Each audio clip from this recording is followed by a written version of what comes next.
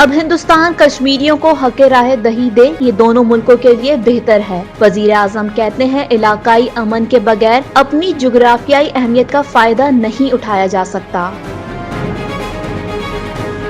Air marshal Zaheer Ahmad Babar پاک فضائیہ کے نئے سربراہ مقرر کر دیے گئے۔ ایئر چیف مارشل مجاہد انور کل اپنے عہدے سے سبکدوش ہو جائیں گے۔ نواز شریف کی زندگی موت کی گارنٹی نہیں دے سکتے، شیخ رشید احمد کہتے ہیں ہم اپنے اختیارات کو استعمال کریں گے۔ مریم نواز نیب کی دوبارہ مہمان بنیں گی، موصول ہونے والے نیب شواہد کی روشنی میں نیب کی تفتیشی ٹیم کو مریم نواز سے تحقیقات کرنی ہے۔ پی آئی اے کی کراچی سے اسلام آباد جانے والی پرواز حادثے سے بال بال بچ گئی، طیارے میں 162 مسافر تھے، پائلٹ نے طیارے کو بحفاظت اتار لیا۔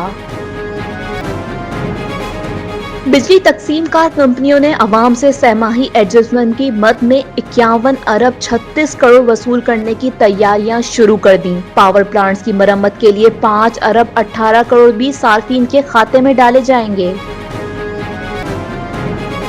پاکستانی کرکٹ ٹیم کے فاسٹ بالر حسن علی کو کرونا ہو گیا، دورہ جنوبی افریقہ کے لیے اعلان کردہ قومی وائٹ بال اسکواڈ میں حسن علی بھی شامل تھے۔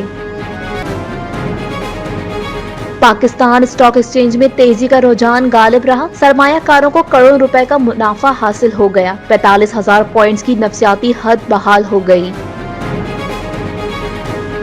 کراچی میں بینک لوٹ لیا گیا، ڈاکو 10 لاکھ روپے لوٹ کر فرار ہو گئے، ملزمان نے اسلحے کے زور پر گارڈ کو بھی زخمی کر دیا۔ 21 توپوں کی نہیں جناب، پورے 21 تھپڑوں کی سلامی، پاکستانی اداکار نے اپنی روداد سنا دی، بولے کیریئر کے آغاز میں گال حقیقی چماٹوں سے لال کرنے پڑے۔